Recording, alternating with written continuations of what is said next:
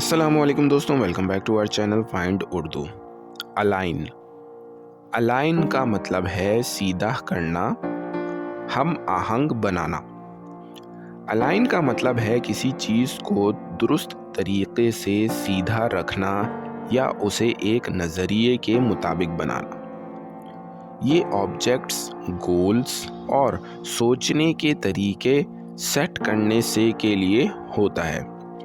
जैसे अगर दो कंपनीज एक जैसे गोल्स पर काम कर रही हैं तो कहा जाता है कि उनका विजन अलाइन है।